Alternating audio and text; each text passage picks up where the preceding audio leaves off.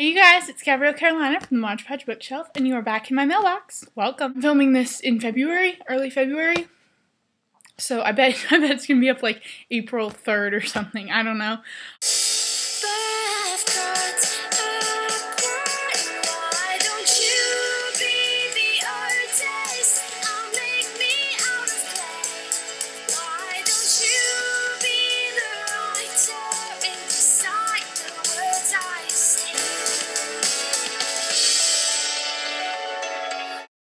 I got a huge gift card to Barnes & Noble for Christmas.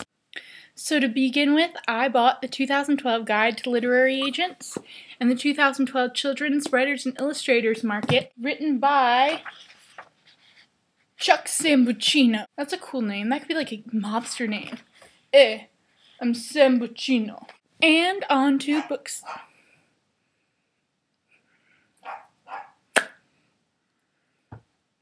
Pokey!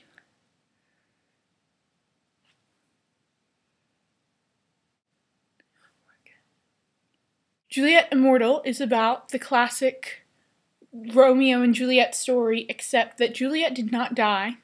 She was brought back as an immortal to save her lost love from all this dastardly ness that he's involved with. The Probability of Miracles by Wendy Wonder. This was a debut last year, but it came out really late. Contemporary, dying girl, miraculous places, so a little magical realism in there. Love story, sarcastic, dry wit. I'm all over it. Once Every Never is Leslie Livingston's follow-up to her Wondrous Strange series about a girl named, I think it's Clarinet. This cover has confused the living daylights out of me since I first saw it up on Goodreads, and I thought it would be one of those covers that I would get and look at and be like, oh, that makes such sense. I still don't see what's happening here.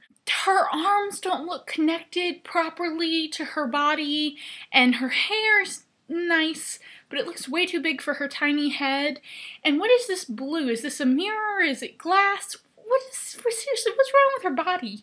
The crow and stars are my favorite. Like, if we could just enlarge the crow and the stars and the title. So weird. Please Ignore Vera Dietz by A.S. King, and I always pronounce that last name wrong. I know it's not Dietz, it's Dietz. I think it's supposed to be Dietz, but Dietz always reminds me of like that Adam Sandler movie, Mr. Dietz, and all I can remember is that someone had a foot. It was like frozen or something. Very gross. The girl's best friend dies and she was in love with him. It's got some magical realism in there. There's like a magic pagoda. I'm so intrigued. I bought Forest Born by Shannon Hale, and this is the pretty art cover. I don't like the model covers on this series whatsoever. I really don't, because they all look like children. This is, I think, my favorite art cover. It's just gorgeous. There's this little fox, and look at the ground and the sisters, and then look at the spine. The owl. Ugh. So now my books are complete, and I'm going to get to read this one, which I'm so excited about because Goose Girl is one of my favorite books. Dragonswood by Janet Lee Carey. I don't know what about this cover makes me feel like she looks like a dragon, but doesn't she evoke that? Like, even if I covered the title, it's like weather-worn, like dragon skin. The Future of Us by Jay Asher and Carolyn Mackler. If you haven't heard about this book, you must be living in the 90s. I got a finished copy of Wither, and actually my nails kind of match right now.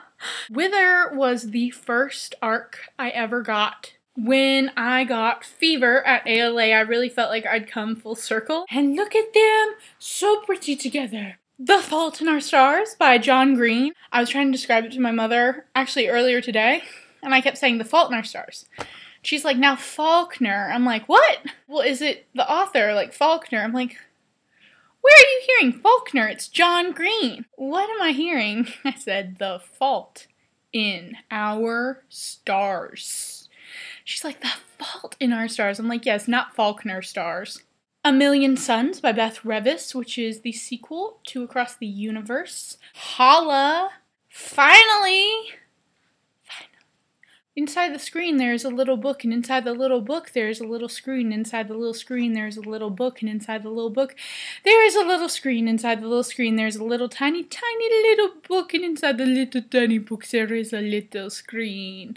Oh. As a little gifty this week, Grace over at Words Like Silver sent me an art of a Temptation of Angels, and it was really sweet because she sent me along some swag. I got Elisa Schroeder Cupcakes series bookmark, which now means I have all of Lisa Schroeder's bookmarks. A Sweet Venom bookmark. I got The Secret Year by Jennifer Hubbard. Look, you can see me again. And then she sent me the sweet letter, which I just loved. I loved getting it. It was so great. Kelly Celia over at Walden Pond Press, who is like my BFF, sent me some signed book plates. Aw, Kelly. It's sitting right here. It's under my bed. For this book, which is Saving Your Kingdom, The Hero's Guide to Saving Your Kingdom by Christopher Healy. Ha! One of these is going to go in my book, and then I'm going to give the other two away. Earthquake Machine by Mary Paul Lowry. I am not a fan of the cover. No. But the story sounds absolutely fascinating. Collision by Stephanie Miller. It says, live with purpose and love like crazy. Stephanie Miller. Actually, Mary signed hers too. It says art and adventure, which is cool. I like both those inscriptions. Those are very vibey. They have a good vibe. I'm riding on the vibe. White Horse by Alex Adams. This is an adult, I think, an adult fantasy? Adult dystopian. I remember when I read the summary when they pitched it to me, I thought of Blood Red Road by Moira Young, so go check this one out on Goodreads. From Source Books this week, I got two lovely little books, Real Mermaids, Don't Hold Their Breath by Helene Boudreau. Here's the final cover, I think. I think it's going to be final. I can see why they'd want to separate from the bathtub theme, but I don't know. I love her hair. The bangs in this picture, they're really heavy. It's really funny because I'm sitting here like, ooh, really heavy red-brown bangs. Are they sure they want to go there? And I'm like, yep. The other book I got from Source Books this week was Embrace by Jessica Shervington. Look at that. Love that. I know this is going to sound insane because everyone's going to be like, the arc is really plain and, you know, basic, but I really love the arc. The actual cover has her kneeling, and it's kind of hard to figure out where her tushy is and where her feet are. Did they fall off? Do angels not need feet? These are questions that maybe Jessica will answer in the book. From Little Brown, I got The Rivals by Daisy Whitney. The Rivals is the sequel to Mockingbirds, which I love the new covers. And if you guys can see, these are kind of like picture shots, right? And so you kind of see like the next picture, either down or up or whatever.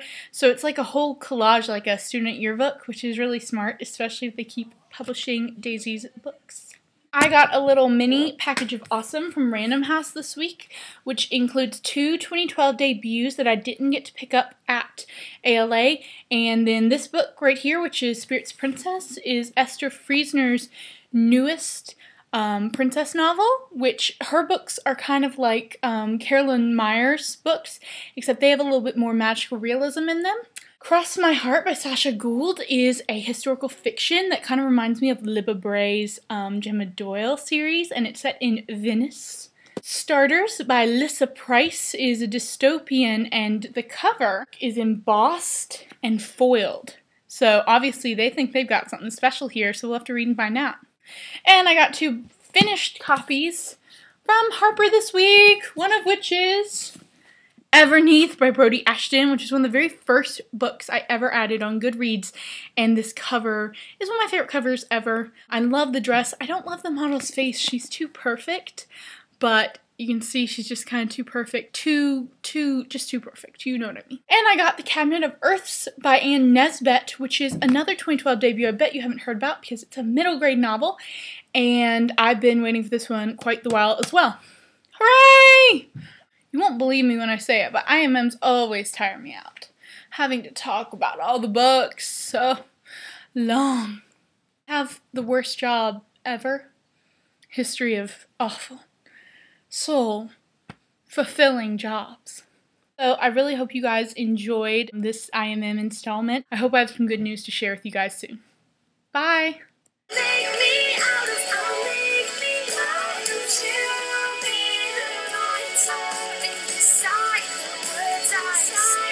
Jay Asher wrote 13 Reasons Why.